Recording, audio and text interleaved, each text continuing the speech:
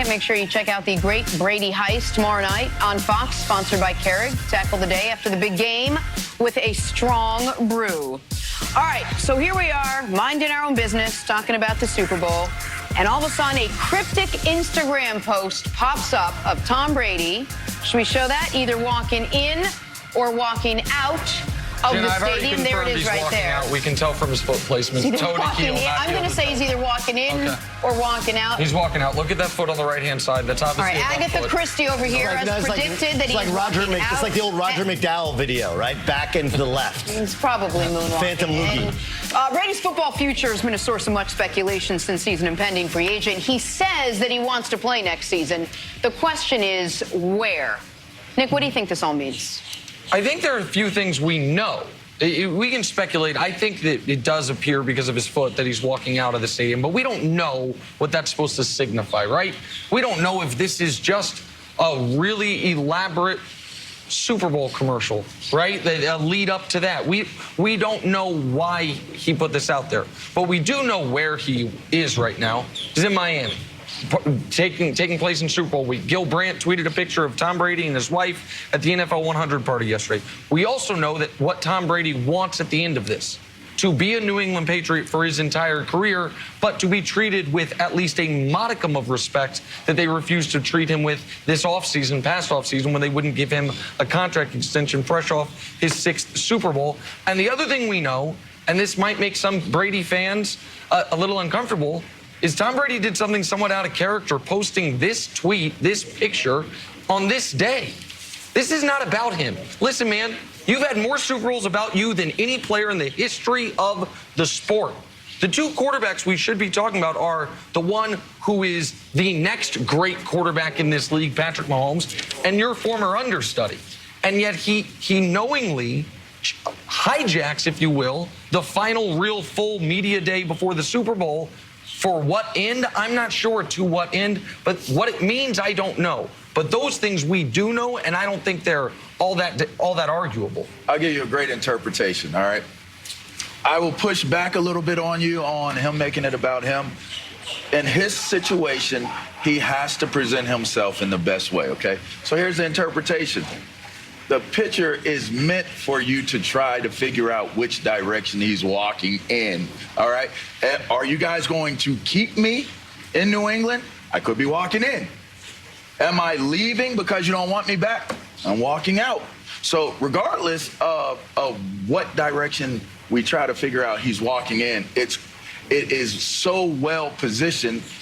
You can create your own. It's a Rorschach test, which I said earlier. It's like the old ink blots, right? What do you see in this ink blot? So super quickly, the whole point of doing it today on Friday, this is probably, and I think that this is so well placed and positioned, even though it could hit people the way that you're saying. I think that's respectful. But this is probably the last biggest chance he has to make his statement to say, listen, this is my last stance. I want to be a Patriot. So wait, you think it's a message to the Patriots? I think it's a message to the Patriots. I think it's a message to the people who are probably investing enough time to say, Tom, what does this mean? I want to be a Patriot, but if I'm walking out, I still want to play. And then to that point, he could actually use that as a retirement lead-in segue as well. So I think it's pretty brilliantly placed, if you ask me. I agree with you in terms of the brilliance. I disagree with Nick, not just because I like disagreeing with Nick. That in fact, is fun. That's kind of what we do for a living. But I disagree in terms of the selfishness and overshadowing the Super Bowl. It's not on. He didn't do it on Saturday. He didn't do it on Super Bowl Sunday. Like, if he does that the morning of the Super Bowl, you're like, whoa, what does it mean? And I think there's also the possibility there's a little inner conflict there. Like, look, Gisele does not want him to play football. Okay? She does not want him to play football. No wife, let alone one who's as successful and she was on the record 4 years ago that she thinks he's done right, and then she said he has a bunch of concussions that he doesn't talk about. Like, she doesn't want him to play. I think there's the possibility of also, like, do I really want to play? Right? Even like Drew Brees is not fully committed to doing this thing. Do I want to stay? Do I want to come back? You know, maybe it's kind of the inner conflict there. I don't know, but I do think it's brilliant because it does allow us to. And this whole idea that we wouldn't be talking about Tom Brady, you and I both host a national radio show. Did you talk about Tom Brady and what he's going to do this week? Well, yes. Of course. Yeah, but everybody's talking about it, so why can't he kind of plant the seed as to, like, this is where I am? All right, but here's my, I guess, my real issue, is this is just another example that we judge, instead of actions, actors. Because we are giving Brady, and one could argue he's earned it, but so much leeway and benefit of the doubt on an action that if it was done by someone we don't like, someone that we say is a me guy, would be getting eviscerated. Absolutely crushed. If my pal Odell tweeted out anything about speculation about what his next stop would be, he would be killed today for hijacking Super Bowl week.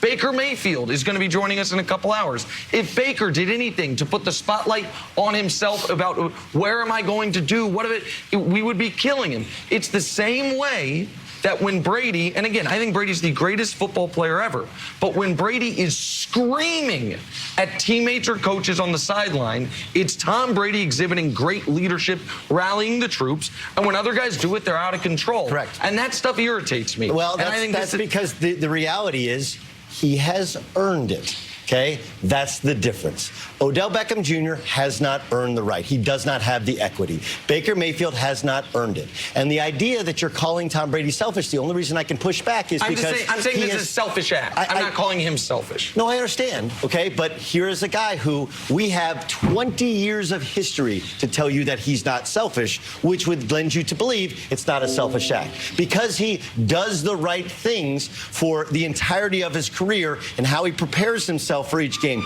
because there aren't the social media come back at Colin Cowherd moments. Sure. Okay, because he's acted like a grown-up. We allow him the leeway, and he's allowed to scream at teammates. Otherwise, they would turn on him. The reason he motivates them is because they know he has the equity, and the gentlemen that you pointed out simply do not. I think they're both accurate depictions or accurate takes on it. But when you're looking at Tom Brady, and when it's all said and done, we will go back into the annals, and we will never remember these moments, right? Let's be clear. We'll never remember these moments. Somebody is very, very well-versed in understanding legacy building, and it could be Tom himself, but Tom, his team, they understand that where we're at right now, this is about business. Like, let's just be clear. Yeah. This is about business. If it goes the way he wants it and he ends up where he wants to be, that's great. If it doesn't work out that way and he ends up retiring, going to a different team, these are the moments that we'll sit there and say in the history of his career, they were irrelevant. So in the end, The footnotes on the end of the